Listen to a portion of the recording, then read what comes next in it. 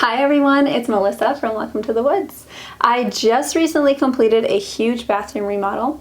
I always get the question on my projects, how much did this cost? And as a content creator, it can be hard for me to go through and figure out the cost because a lot of times something is sponsored or I get a product for free to do a remodel. Now this bathroom is probably the least sponsored project I've done in a very long time, and so I thought it would be a good opportunity for me to finally do one of these videos and break it down for you. So I've been gathering all my receipts and we're gonna go through it together and see what we came in at. First, we're gonna talk about the bathroom's biggest expense, which was plumbing. I did hire out the rough-in plumbing. Now, my plumber came and did three main things. The first was the vanity plumbing. We moved it from the floor to the wall, which was to code. The drain can't be in the floor like that. It also included like adding in venting because the bathroom wasn't vented before since it was older. Second was a bath fan that they installed for me. They do HVAC as well, and they vented it through my roof. I would not have wanted to figure out how to DIY that. And third was the most important value add, which was that the bathroom only had a tub, and then they added rough-ins to pull it up and create a shower. So all new tub and shower plumbing. The total for my plumber was $2,674. The other subcontractor expense that I had was electrical. I hired out to my friend actually, who's an electrician, and he came to do GFI outlets. He added outlets. He also wired in the new bath fan, and that cost $510. The only other labor cost, because I didn't do this part all by myself, was some of the drywall removal. I have a neighbor who sometimes helps me, and I paid him $90 to come and help me with the drywall and tile removal. It was really labor intensive. And then that also included him helping me once I had the drywall sheets up to just pop in screws. I actually had a broken thumb at that point, so I couldn't use my drill very well, and I was like, please come, I'll pay you, just put screws in all of my drywall sheets. Let's move on to materials. Now, the most expensive material in this space was the tile, followed by the flooring. I tried to keep what I could. I couldn't keep the vanity because it was really water damaged on the bottom, but I did replace it with a different vintage vanity. I kept the toilet and I kept the tub, the vintage tub. So yeah, let's just go through it now. Both the tile and the floor I ordered from Home Depot. The tile was one of the most affordable I could find. I ordered about 70 square feet. The total was $329. The flooring was the Life-Proof LVT, and I had done the measurements and figured out that I could use one box, which covers 90 square feet. I was like, one box is gonna work perfectly in this room.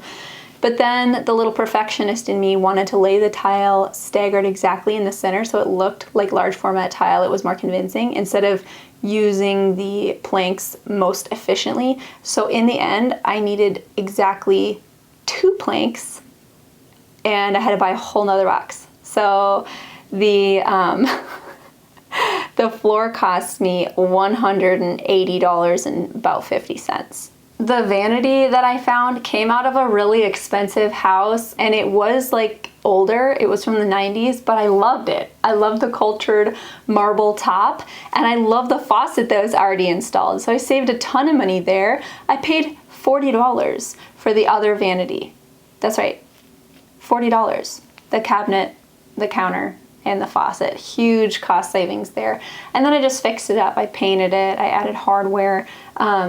You know, that reminds me, the hardware and the paint on the vanity were both given to me. So the paint is by Dunn Edwards. All the paint in the room was sponsored. I would imagine the paint probably would have been an extra $100 added to the overall budget. And then the hardware, those are really high-end pulls. They're from Bell with Keeler, and they were gifted to me when I did the kitchen. These ones were left over, so. Talking about saving money, I want to touch on the sponsor of this video, which is Factor. Factor meals are a big way that I streamline eating and be more productive. I get asked the question, how do you get all this done with 4 children? Oh, I'm sorry. And a lot of it is simplifying my life. Getting Factor meals is one of those ways. So Factor meals are like ready-made meals. You just microwave them for 2 minutes and eat. And they have a lot of healthy options like keto and vegan. The portion sizes are really generous. Some of them have been more than I can actually eat in one sitting, and I've had to like share with one of my kids.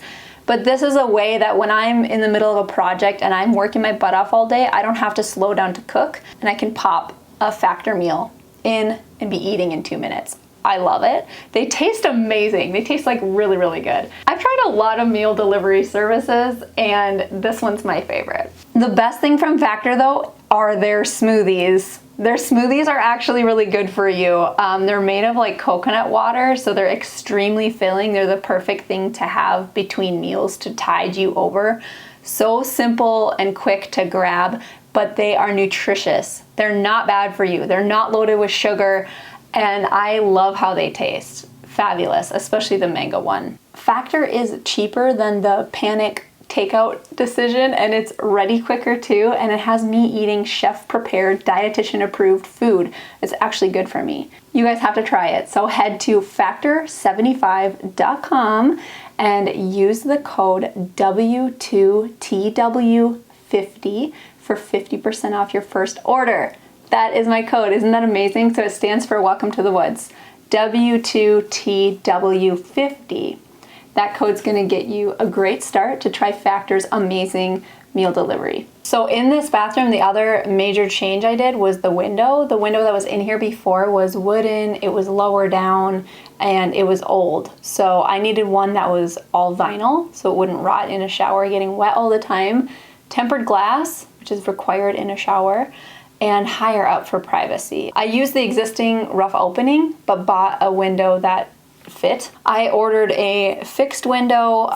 It was about 18 inches by 32 inches, and it costs $169.54. This was special order. I had to wait 6 weeks for this to come in, and it totally threw a wrench in the bathroom renovation timeline, but that's all it cost. So wallboard, right? I chose green drywall because I was doing red guard over it, and I was doing the muscle bound, which is a second waterproofing membrane. I felt it wasn't necessary to go with the more expensive backer board or cement board. That's my personal opinion. It's my house. I know other people would disagree, but basically then the drywall came in at $104.86. And obviously that doesn't include like everything with drywall, screws, mud, and etc., but that's in the materials list that I'll have at the end. I should also mention here that I had the red guard left over from when I did my concrete backsplash in the kitchen. So that waterproofing membrane is usually really expensive, and I already had that material. The wall treatment was similar. The faux beadboard I did, and then the wood that I created, like the picture ledge and the peg hook rack, that was a similar price. That came in at $190.17 for materials for that. There were quite a few random things for the bathroom remodel that I ordered off of Amazon, so let's go through that now. My shower tub faucet system, I did buy off of Amazon. I had it all ready to go before the plumber came to do the rough-ins. I picked something that was really highly reviewed. I was a little nervous picking something that wasn't like a name brand, but you know, this is the home's like third bathroom, and I don't know, it's okay if it breaks. I'm pretty handy. So this was $212, definitely a budget option.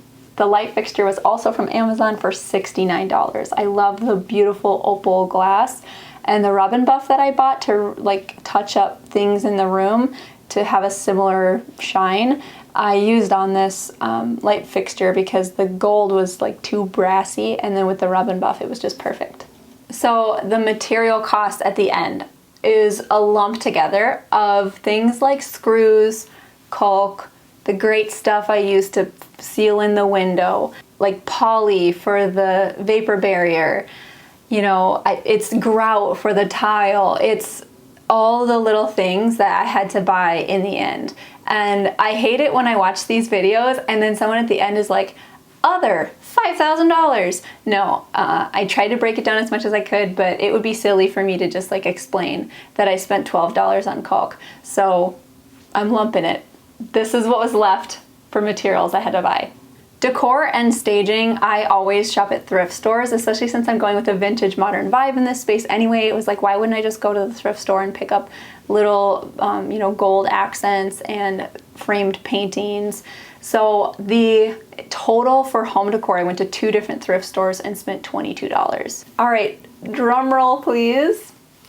Here's the total for my bathroom remodel. It's not bad. It's really not bad. I would say that's a budget remodel, but everything that I do is budget. The vast majority of the expense was plumbing.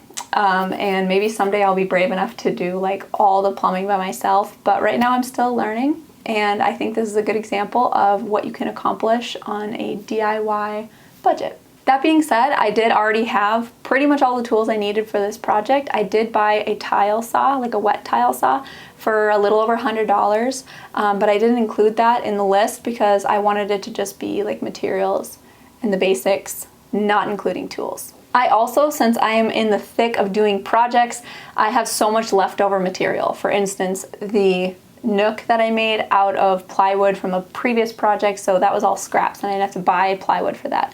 So there's cost savings there when you're doing things in bulk versus just trying to tackle one room in your home. So what do you guys think? Let me know in the comments. Do you think this is a pretty good price for what I did? Do you think I should have done it for this price? Like, was it worth it? Yeah, let me know your thoughts. Thank you so much for watching Welcome to the Woods. I hope you enjoyed this video to get a little peek into what it might cost for a DIY bathroom remodel. We'll catch you again next time on Welcome to the Woods. Goodbye.